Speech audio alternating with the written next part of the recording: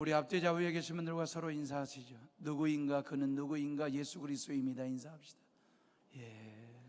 예수 그리스도.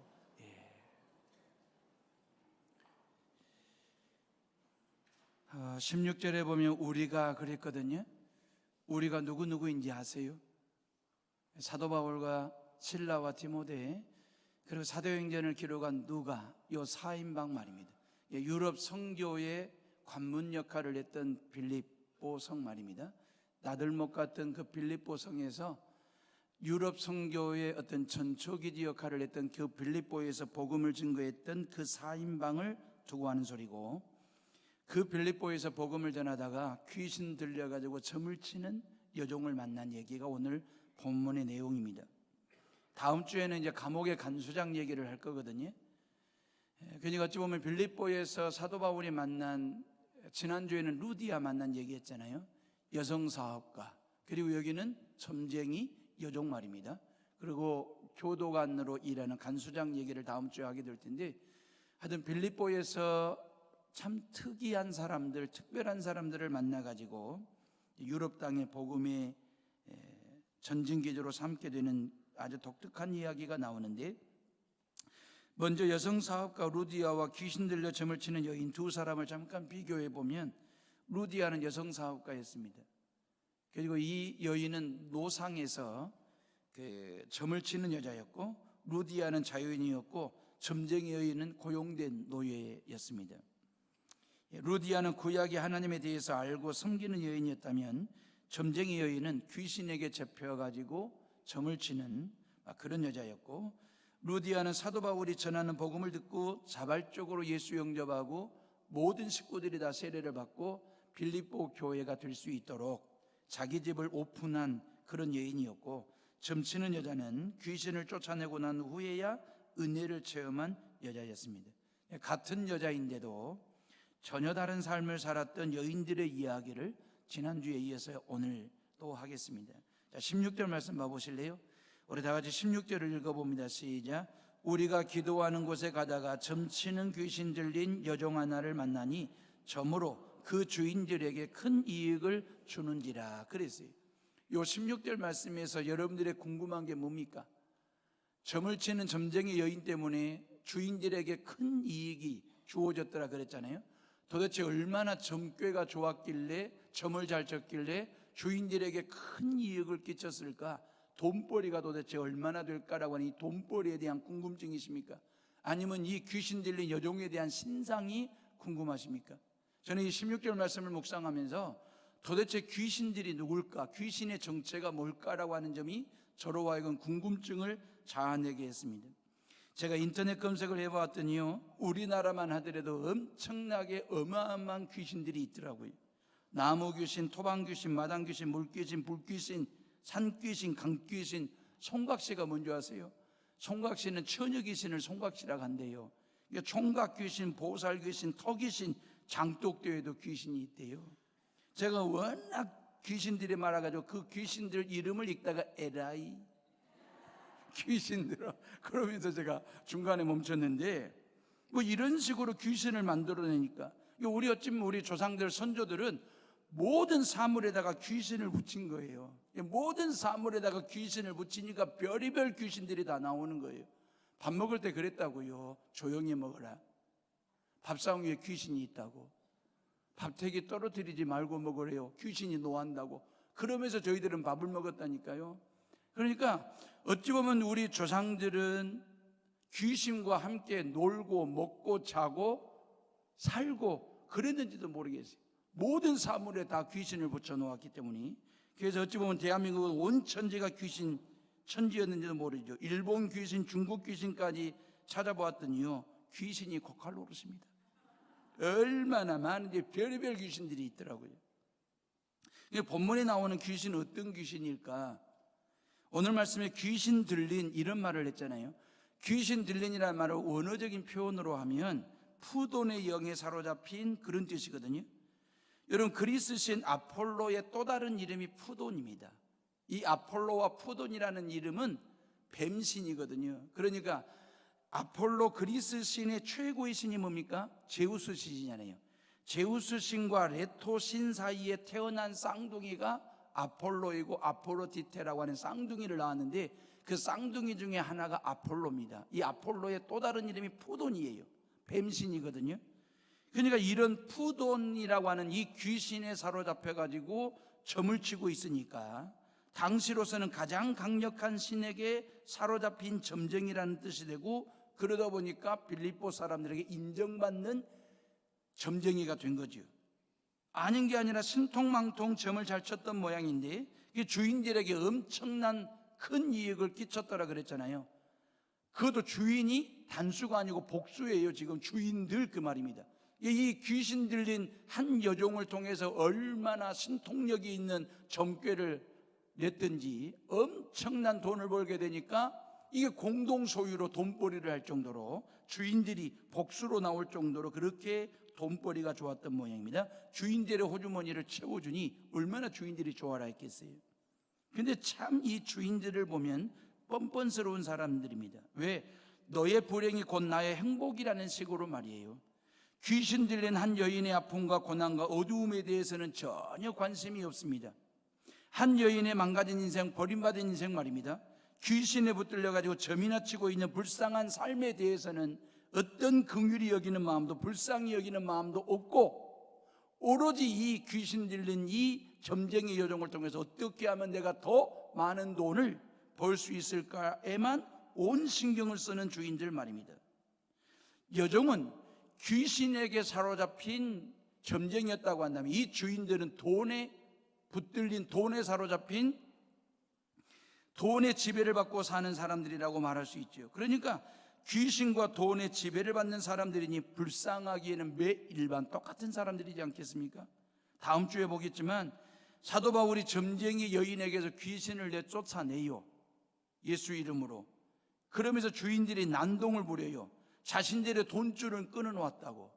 자신들의 돈줄을 끌어놓았다고. 그러니까 사도 바울이 예수 그리스도 이름으로 네게 명하노니 그에게서 나오라 하니 귀신이 즉시 나오니라 그랬잖아요. 비정상적인 여인이 정상적인 여인이 되었어요. 마귀에게 붙들려 점을 치던 그 여인이 이제는 마귀로부터 참된 자유함을 얻고 해방을 얻은 여인이 되었습니다. 건강한 여인으로 치유가 되고 고침을 받았습니다. 이게 얼마나 기뻐할 일이고 이 얼마나 즐거운 일이고 축하할 일입니까? 그런데 한 여인의 인생이 회복되었으니, 한 여인의 건강이 치유가 되었으니 기뻐할 일이고 감사할 일인데, 주인들의 입장에서는 돈줄이 끊어졌다고, 돈줄을 끊어 놓았다고 바울과 실라를 잡아다가 광장으로 데리고 가서 얼마나 무차별적으로 폭력을 가했더니, 성경에 보니까 겁안 죽을 지경까지 두들겨 패고 폭력을 무차별적으로 가하고 난 후 고소고발해가지고 감옥 안에 가두어 버렸다, 이렇게 되어 있거든요. 이건 정말 돈 거죠. 돈 때문에 돈 거예요. 돌아버린 거예요. 주인들이 말입니다. 오로지 살아가야 될 삶의 목적 말입니다. 거기에 돈이 있는 것입니다. 돈에 돌다 보니까 결국 이런 나쁜 못된 무차별 폭력을 가하는 그러한 죄를 범하게 되는 것이거든요. 그래서 예수님께서 마태복음 6장 24절에 너희가 하나님과 재물을 겸하여 섬기지 못하느니라 그랬어요. 다시 말하면 재물과 하나님을 겸하여 섬기면 안 된다라고 우리 주님이 말씀하셨어요. 왜 그랬을까요? 재물 얘기하시면서, 돈 얘기하시면서, 소유 얘기를 하시면서 왜 하나님과 겸하여 섬길 수 없다라고 얘기했을까요? 돈 자체는 중요한 겁니다. 재물 자체는 귀한 것입니다. 소유했다라고 하는 것 자체가 값진 것입니다. 그것 자체가 잘못되었다라고 하는 것이 아니고, 사람은 결국 돈과 재물과 소유에, 그 돈은 돈일 뿐입니다. 재물은 재물일 뿐인데 그 돈에 더한 가치를 부여하거나 그 재물에 더한 목적을, 의미를 부여할 때에 그 돈과 재물이 결국 뭐가 될 수 있다는 거예요? 신이 될 수 있다. 이게 만몬신앙이에요. 예수님은 이걸 염려하신 거죠. 그래서 하나님과 재물을 겸하여 섬기면 안 된다라고 얘기했습니다. 인간은 끊임없이 하나님께서 우리에게 돈도 주시고 건강도 주시고 재물도 주시고 소유를 허락하셨을 때에는 그 돈을 다스리는 자가 되라고, 그 재물을 소유하는 자가 되라고, 그리고 네가 쓸 만큼 쓰고 나누고 베푸는 자가 되라고 하나님께서 우리에게 소유를 허락하신 것이거든요. 재물을 허락하신 것이거든요. 그런데 여기에 엄청난 가치와 삶의 목적을 부여하다 보니까 돈이 또 다른 돈이 되는 것입니다. 재물이 또 다른 재물이 되는 것입니다. 소유가 또 다른 소유가 되는 것입니다. 그러다 보니까 돈이 황금알을 낳는 거위가 되는 것입니다. 자본화가 되는 것입니다. 재력이 되는 것입니다.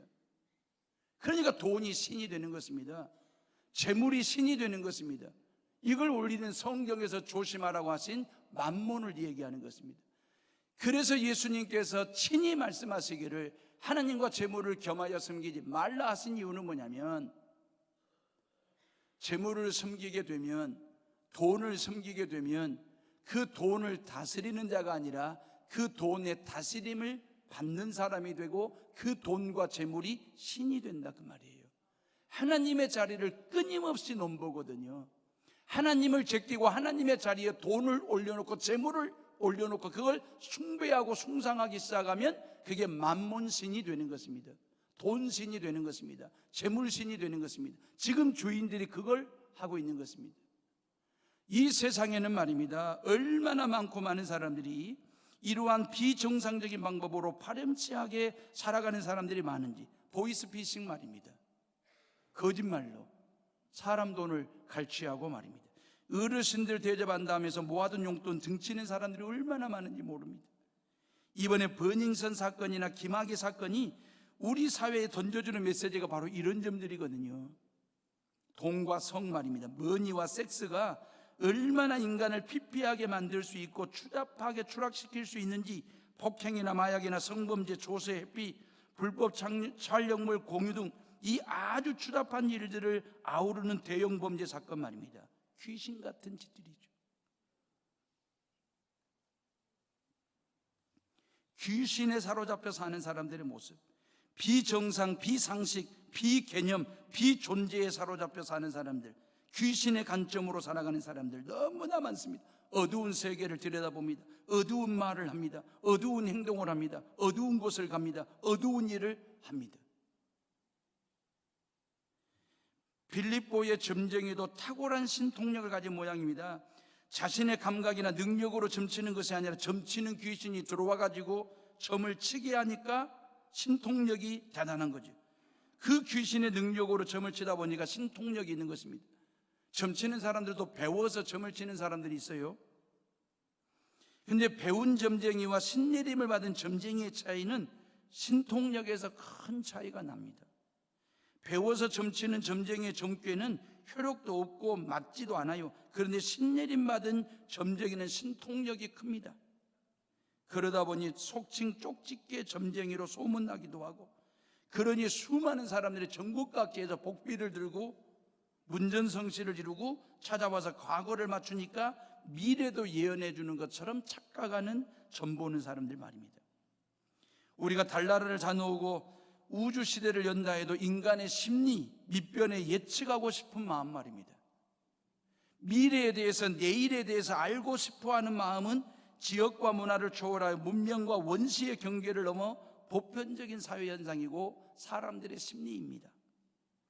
그래서 그런지 사주관상이나 점치고 굿하고 예언하는 일에 수많은 사람들이 관심을 갖고 돈을 들고 찾아옵니다. 이유는 결국 현실에 대해서 만족하지 못하고 미래에 대해서 불안하기 때문에, 이 두 가지 때문에 점보러 다니는 거예요.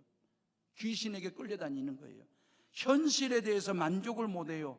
미래에 대해서 불안한 거예요. 그러니까 무속적인 방법을 통해서 본인의 자신의 장래와 미래를 한번 점을 쳐보고 싶은 거예요. 근데 아이러니한 것은 점 보는 사람이나 점 치는 사람이나 똑같이 미래에 대한 불안심리, 현재에 대한 불만 심리를 다 가지고 있다는 거 아십니까?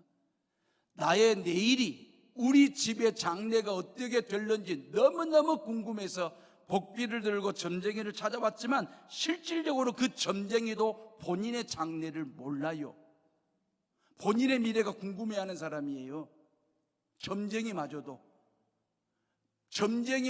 본인의 장래와 미래를 몰라서 불안해하고 불만스럽게 살아가는 그 점쟁이한테 나의 장래가, 미래가 어떻게 될는지 물어본다? 어리석은 짓이죠. 사랑하는 헤어룸의 식구들이요, 제가 여러분들에게 조심스럽게 물어봅니다. 점쳐 보셨죠? 왜 아니라 가세요? 다들 점쳐 보셨잖아요. 손 한번 들어보실래요? 손 들기 힘드시면 엄지발가락만 살짝. 아마 많이들 들어보실 거예요. 옛날 지난날 예수님 믿기 전에, 교회 다니기 전에 여러분들 다 복비 들고들 점쟁이 찾아가 점쳐 보셨잖아요. 이제부터는 예수님께 여러분들의 운명을 맡기시기를 주님의 이름으로 축원합니다. 점보러 다니지는 마시고 점 빼러는 다니세요. 점 빼러는. 저도 얼굴에 있는 점 좀 빼봤더니 얼굴에 있는 점만 빼도 뽀시시해지고 피부가 고와져요. 그런데 점치면 점점점 인생 추해집니다. 고로 점칠 시간이나 돈 있으면 점 빼는 데 쓰세요. 수많은 사람들이 귀신의 지배를 받거나 영향을 받습니다. 점쟁이의 점괘에 따라 사는 사람들이 많습니다. 귀신의 지배를 받고 지시를 따르면 잘 될까요? 안 됩니다. 귀신은 절대로 손해볼 일을 하지 않습니다. 그게 영물입니다. 귀신은 절대 인간에게 유익을 끼치는 영물이 아닙니다. 그래서 성경은 귀신의 속성을 이렇게 말해요. 요한복음 10장 10절에 도적이 오는 것은 도적질하고 죽이고 멸망시키는 것뿐이요 그랬어요. 여기서 말하는 도적은 마귀와 귀신을 두고 하는 소리입니다. 그러면 마귀와 귀신의 속성이 뭐냐? 하는 일이 뭐냐면 하나는 도적질하는 거래요. 마귀가 하는 일은, 귀신이 하는 일은 도적질하는 거예요. 뭘 도적질하냐면 저와 여러분들의 영혼을, 인간의 영혼을 도적질하는 도적질을 합니다. 인간의 영혼을 도적질해가지고 하나님을 믿지 못하도록, 하나님을 예배하지 못하도록 영혼을 도둑질하는 도적이 마귀이고 귀신이다 그 말이에요. 두 번째는 죽이는 일입니다. 그랬잖아요. 예수님이 마귀는 도적질하고 죽인다 그랬잖아요. 뭘 죽이냐면 생각을 죽이고 마음을 죽이고 긍정적인 생각을 죽여요. 미래에 대한 꿈과 비전을 죽이는 일을 합니다.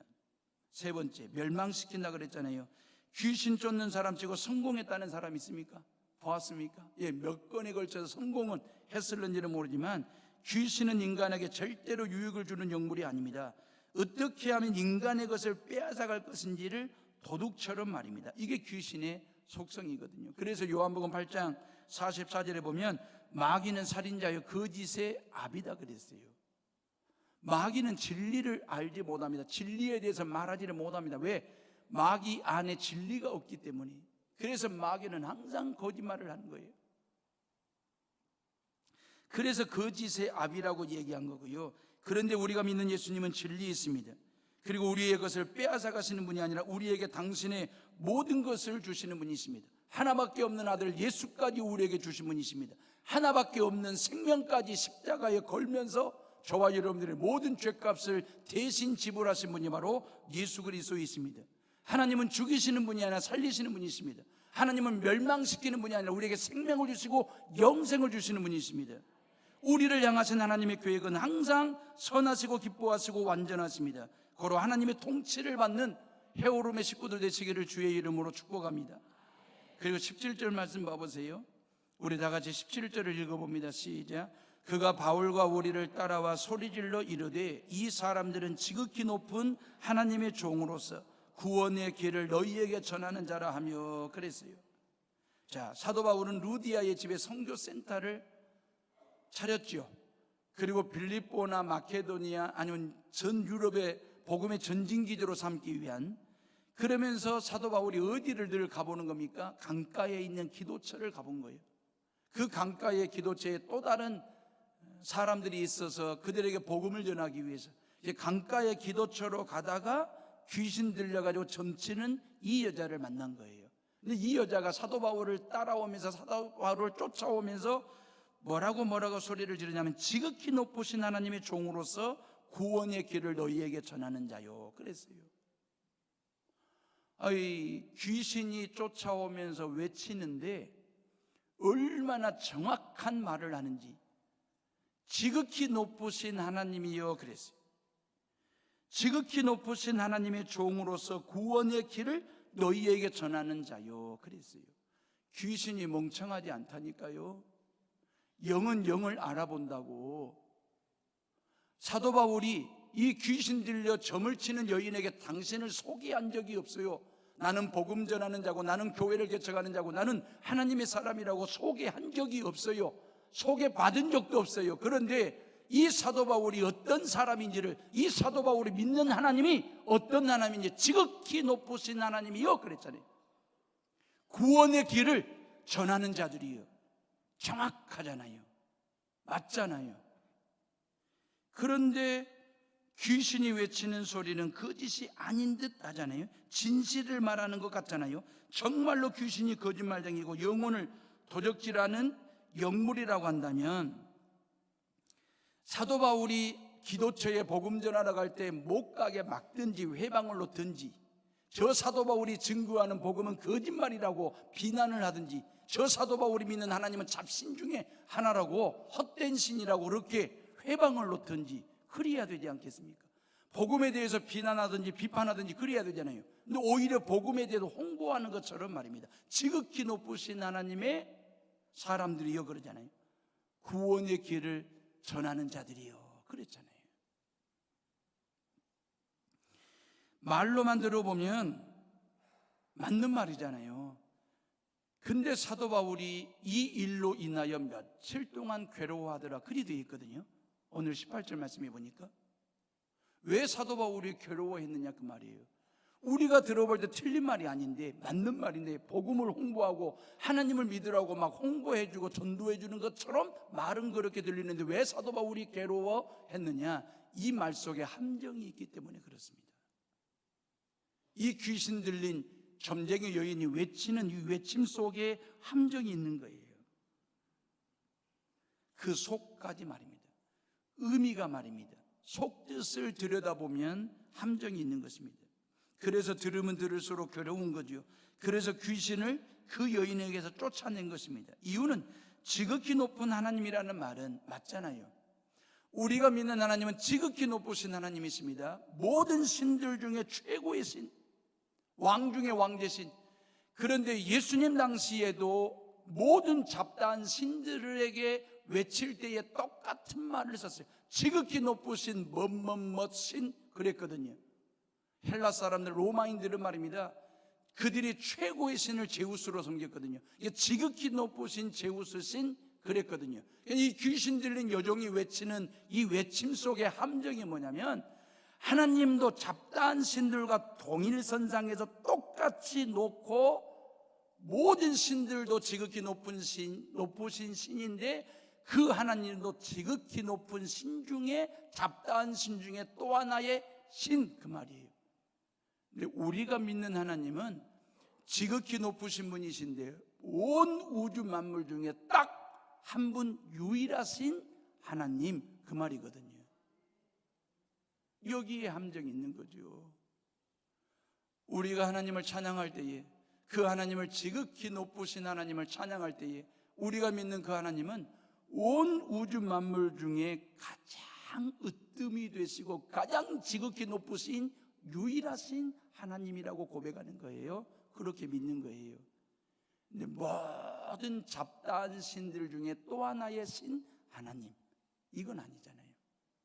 또 하나, 구원의 길을 너희에게 전하는 자라 그랬잖아요. 맞잖아요. 구원의 길을 지금 전하러 가는 거잖아요. 근데 우리가 이 말하는 구원은 죄와 사망으로부터의 구원을 말하는 거잖아요. 오직 예수 그리스도의 십자가의 죽음과 부활을 통해서 그 예수님 믿는 자들이 죄 사함 받고 죄와 사망으로부터 구원받는 그 구원을 얘기하는 거잖아요. 그런데 이 귀신 들린 여인이 말하는 구원은 죄로부터의 구원이 아니라 가난과 질병으로부터의 구원, 세상의 어려움과 욕심이나 잘못된 습관으로부터의 구원을 말하는 거거든요. 구원은 구원이지만 우리가 말하는 그런 구원이 아니에요. 성경과 다른 구원을 얘기하는 거예요. 절대 복음에다가 다른 복음을 짬뽕을 시켰거나 거짓 복음을 짬뽕을 해서 잡탕 복음을 이야기하는 거거든요. 왜 사도행전을 쓴 누가가 이 귀신 들린 여인의 이 독백처럼 고백하는 외침을 이 성경에 기록해 놓았을까요? 그것은 모든 성도들로 하여금 모든 교회들로부터 절대 복음과 거짓 복음을 구별할 줄 아는 기준점으로 삼으라고. 겉으로 드러나는 들리는 말은 맞는 말 같고 정답인 것 같은데 그 속을 들여다보거나 그 의미를 파악을 해보면 엄청난 함정이 있다라고 하는 것 말입니다. 이단 사이비들이 우리를 그렇게 유혹하는 거거든요. 자, 사도 바울이 왜 괴로워했는지 아시겠지요? 말로는 맞는데 의미가 틀린 말을 하기 때문에, 거짓말하기 때문에 그냥 있을 수가 없었습니다. 그래서 그 귀신 들린 여인에게 선포하기를 예수 그리스도의 이름으로 내가 너에게 명하노니 그 여인에게서 나오라 하니 귀신이 즉시 나오니라 그랬어요. 여러분, 사도 바울이나 실라 디모데가 가만히 있을 때는 귀신도 끔찍도 안 했습니다. 사도 바울이 몇 날을 괴로워하고 또 괴로워해도 아무 일도 일어나지 아니했습니다. 오히려 귀신은 그 여인으로 하여금 점을 치게 했고 사도 바울에게 헛소리를 하게 했거든요. 그런데 사도 바울의 입에서 예수 이름이 나오고 예수 이름을 선포하고 예수 이름을 외칠 때에 귀신이 즉시 떠나가는 놀라운 기력과 능력이 일어나게 됐고 그 여자가 온전하게 된 것입니다. 점치는 능력도 사라지고 신통력도 사라지게 되었고 돈도 더 이상 벌 수 없게 된 것입니다. 아무리 귀신이 오랫동안 잡고 있었다 할지라도, 강하게 사로잡고 있었다 할지라도 예수 이름이 선포되는 순간 그 여인에게서 귀신은 떠나가고 하나님의 자녀가 되는 줄로 믿습니다. 신통력은 사라지고 신앙력을 가진 하나님의 딸로 변화되게 될 줄로 믿습니다. 사랑하는 헤어룸의 식구들이여, 예수님은 당신의 이름을 부르는 곳에 임재하시겠다라고 약속하셨어요. 마태복음 18장 20절에 두세 사람이 내 이름으로 모인 곳에 나도 그들 중에 있느니라 그랬어요. 구약 성경에 하나님이 약속하시기를 출애굽기 20장 24절에 내가 물은 내 이름을 기념하게 하는 곳에서 네게 강림하여 복을 주리라 그랬어요. 예수 이름을 부르고 예배할 때에 그곳에 임재하시고 그 심령 속에 임하시겠다라고 약속하시고 말씀하셨어요. 누가복음 10장에 보면 예수님께서 70인 제자들을 모아놓고 2인 1조로 전도대로 파송합니다. 그 2인 1조 전도대에게 하늘과 땅의 모든 능력과 권세를 부여합니다. 그리고 그들이 전도하고 돌아와서 전도 보고 대회를 하는데 그들이 뭐라고 보고 하냐, 누가복음 10장 17절에 보니까 70인이 기뻐 돌아와 가로되 주여 주의 이름으로 귀신들도 우리에게 항복하다이다 그랬어요. 예수님이 동행한 게 아닙니다. 예수님이 따라가신 게 아닙니다. 예수님이 데리고 다닌 게 아닙니다. 그냥 2명씩 2인 1조로 전도대로 파송하면서 이들 가운데 하늘과 땅의 모든 권세와 능력을 부여했고 그들이 현장에 나아가 예수 이름으로 복음을 전하고 예수 이름으로 전도하고 예수 이름으로 선포할 때에 마귀가 항복하는 역사, 병자들이 고침받는 역사, 그들이 마음의 문을 열고 예수 영접하게 되는 놀라운 능력을 경험하고 체험했다라고 보고를 지금 하고 있는 것입니다. 그 예수님이 우리와 함께 하십니다. 그 예수님은 죽어서 지금 하늘 보좌 위에 계시지만 그 예수님을 대신하여 우리에게 성령을 보내주신 그 성령께서 우리와 함께 하심을 믿고 예수 이름으로 능력 있는 삶을 사시고 예수 이름을 선포하고 예수 이름으로 기도하고 예수 이름으로 찬송하고 예수 이름으로 전도하고 예수 이름으로 예배하는 성도들 되시기를 주의 이름으로 축복합니다. 예수님의 이름에 능력이 있어요. 그렇다고 해서 예수님의 이름을 주문 외우듯이 막 예수 그 이름 자체에 능력이 있는 것이 아니고 그 이름의 주인이신 예수님이 주인이 예수님이기 때문에 예수님의 능력이 나타나는 것입니다. 그리고 예수 이름이 놀라운 능력을 나타낼 수 있는 것은 그 이름의 주인이신 예수님이 당신이 지금도 살아계시고 어제도 나와 함께 하시고 오늘도 내일도 나와 함께 하시기 때문에 살아계신 예수님이 나와 함께 하시기 때문에 예수 이름을 선포하는 것에 능력이 나타나고 기적이 일어나게 될 줄로 믿습니다. 그런데 이런 능력 있는 예수 이름을 아무나 쓸 수 있는 게 아니에요. 이런 능력 있는 예수 이름을 아무나 쓸 수 있는 게 아니고 예수 이름을 믿을 때에 그 말이에요. 예수 이름을 믿음으로 죄사함 받고 하나님의 자녀가 된 사람들만 쓸 수 있습니다. 그래서 하나님의 자녀됨을 특권이라고 얘기한 거예요. 하나님의 자녀됨은 특권이잖아요. 뭔 특권입니까? 이런 능력 있는 예수 이름을 내가 일상생활 속에서 언제든지 얼마든지 쓸 수 있다라고 하는 특권 말입니다. 그런데 우리가 여기서 한 가지 주목해야 될 부분이 있습니다. 그건 뭐냐면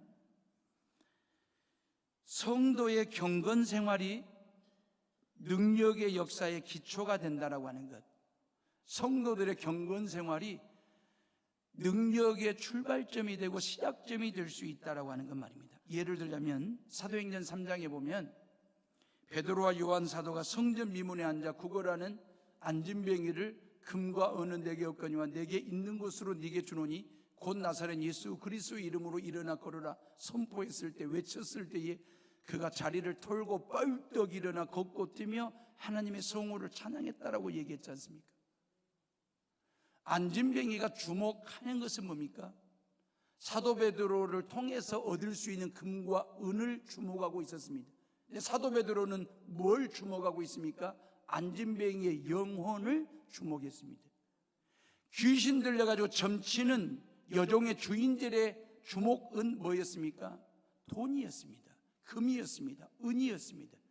근데 그 여종을 바라보는 사도 바울의 관심, 사도 바울의 주목하는 바는 뭐였습니까? 영혼이었습니다. 그 한 여인의 영혼이었습니다. 만약에 말입니다, 사도 베드로마저도 사도 바울마저도 주목하는 바가 금이고 은이고 돈이었다고 한다면 주먹이 날아올 수 있습니다. 하나님께서 주먹질을 할 수도 있습니다. 세상 사람들이야, 안진뱅이야, 귀신 들린 여종에 주목하는 바는 돈일 수 있고 금일 수 있고 은일 수 있지만 하나님의 말씀을 선포하고 하나님을 믿고 구원받은 너마저도, 베드로 너마저도, 바울 너마저도 주목하는 바가 금이고 은이고 돈이라면 너는 주목 받아야지. 하나님의 주먹이 날아올 수 있습니다. 하나님의 벌, 하나님의 징계 말입니다. 근데 하나님의 주먹을 맞는 순간에 감사할 일이지요, 고마워할 일이지요. 왜? 하나님께서 나를 버리지 아니했다라고 하는 증거니까. 하나님께서 나에게 대한 모든 관심과 모든 개입하심에 대해서 외면하지 아니하시고 말입니다. 내가 헛된 데 주목하고 있을 때, 내가 세상에 주목하고 있을 때에 그 하나님이 내게 주먹질을 통해서라도 나로 하여금 주목하는 바가 금도 은도 돈이 아닌 오직 하나님께 영혼 구원에 주목할 수 있도록 내게 주먹질을 하신다면 나를 향한 하나님의 사랑이잖아요. 나를 외면하지 아니하시는, 버리지 아니하시는 그 하나님의 사랑의 또 다른 표현이 주먹질일 수 있잖아요. 베드로는 경건한 기도의 습관을 가지고 있었거든요. 왜? 그날 안진뱅이를 성전 미문에서 봤을 때 오후 3시 타임에 만났거든요. 유대인들은 하루에 3번씩 기도했잖아요. 오전 9시에 성전에 올라가서 기도했고, 정오 12시에 기도를 했고, 오후 3시에 그들은 기도를 했거든요. 다시 말하면 베드로에게 있어서의 기도는 생활화, 습관화된 기도였다라고 하는 것입니다. 오전에도 9시에도 성전에서 올라가 기도하고 내려왔던 사람이 기도할 새 글이 되어 있거든요. 미완료 시제형으로 되어 있습니다. 그 얘기는 기도 한 번 딱 하고 완료한 게 아니고 계속해서 기도했다라고 하는 것입니다. 오전 9시에도 기도했고, 정오 12시에도 기도했고, 오후 3시에 성전에 기도하러 가다가 안진뱅이로 구걸하고 있는 이 사람을 만나게 된 것이거든요. 기도의 생활화, 기도의 습관화가 얼마나 사도 베드로로 하여금 그의 신앙과 영성과 경건을 성결하게 깨끗하게 맑게 했을까? 늘 하나님의 성전을 가까이 하고 늘 하나님의 성전에 나와 기도하니, 기도할 때마다 말씀을 읽을 때마다 성전을 가까이 할 때마다 베드로의 심령이, 베드로의 삶이, 베드로의 신앙이 맑고도 깨끗하고도 순결한 상태에서 금과 은은 내게 없지만 내게 있는 것으로 내게 주노니 곧 나사렛 예수 그리스도의 이름으로 선포할 때 그 예수 이름이 능력이 나타나게 되는 것입니다. 기도의 생활화 말입니다. 말씀에 대한 묵상 말입니다. 십자가 단단히 붙드는 삶 말입니다. 주일 성수를 통해서 내 영혼을 늘 맑고도 깨끗하고도 순결한 상태로 유지하는 신앙생활 말입니다. 그럴 때 능력이 생활화가 되고 기적이 습관화가 되는 것입니다. 기도의 습관화를 통해서 기적의 습관화를 이룰 수 있고, 기도의 생활화를 통해서 능력의 생활화를 이룰 수 있는 것이니까요. 왜 우리가 기도마저도 벼락치기 기도할까? 급한 일 생기면, 복잡한 일 생기면, 답답한 일 생기면, 일이 막히면 그때 어쩔 수 없이 겨우 하나님께 도움 구하고 기도하고 도움을 청하는, 겨우 드리는 그 기도, 물론 하나님은 겨우 드리는 그 기도도 귀하게 여기시고 응답하시겠지만, 여러분들이 다들 경험해 보셨잖아요. 젊은 시절에 벼락치기 공부하는 것이, 몰아치기 공부하는 것이 얼마나 허망한 것인지를. 근데 왜 신앙생활도 기도생활도 벼락치기 하듯이 몰아치기 하듯이 쪽집게 기도하듯이 기도할 거리가 생겼을 때만 기도하냐 그 말이에요. 우리의 일상생활이 기도가 얼마나 쉬운데요. 애니꼴인데, 언제든지 어디서든지 얼마든지 할 수 있는 게 기도인데, 운전하면서도 기도할 수 있고, 밥 지으면서도 기도할 수 있고, 밥상 차리면서도 기도할 수 있고, 일상생활 속에서 얼마든지 기도의 습관화 생활화를 이룰 수 있는데, 기도의 생활화를 통해서 능력의 생활화를 이루는 성도들 되시기를 주의 이름으로 축복합니다. 결론적인 얘기예요. 여러분들 한번 진지하게 생각해 보세요. 과연 지금 나에게 부족한 게 뭘까? 나에게 부족한 것이 뭘까? 돈이 부족하십니까? 물론 금력이나 재력의 힘도 대단하고 필요하지요. 그런데 돈으로도 안 되는 것이 많다는 거 아시지요? 살아보니 여러분들이 뭐가 없어서 문제입니까? 권력입니까? 이 권력의 힘도 대단합니다. 필요한 것입니다. 그래서 무슨 짓을 하더라도 권력을 잡으려고 아귀다툼을 하잖아요. 그러나 권력으로 할 수 없는 것도 많고, 권력이 오래가지도 못하고요. 금력보다 권력보다 더 큰 힘은 영력입니다. 영적인 힘, 신앙의 힘 말입니다. 내 신앙과 내 삶의 상태를 맑고도 순결하고도 깨끗하게 잘 관리하고 보존하고 있을 때에 하나님께서 내게 부어주시는 그 영적인 힘을 가지고 여러분들의 모든 문제를 풀어가며 예수 이름을 선포하고 예수 이름으로 찬양하며 기도할 때에 하나님께서 우리에게 능력을 주시고 길을 열어주시고 답을 주시고 복을 주시고 득이 되게 하시고 덕이 되게 하실 그 하나님 여호와를 마음껏 찬양하며 또 찬양하며 살아가는 성도들 되시기를 주의 이름으로 축복합니다. 우리에게는 하나님의 자녀됨의 특권이 있어요. 예수 이름의 능력 말입니다. 내 이름은 별것 없지만, 내 이름으로는 안 되는 것이 너무너무 많지만 예수 이름의 능력 말입니다. 그 예수 이름의 능력을 기도와 말씀과 찬송과 예배를 통해서 여러분들의 삶의 현장 속에서 그 예수 이름의 능력이 현실화가 되고 습관화가 되고 생활화가 될 수 있도록 그렇게 살아가는 성도들 되시기를 주의 이름으로 축복합니다. 기도하겠습니다.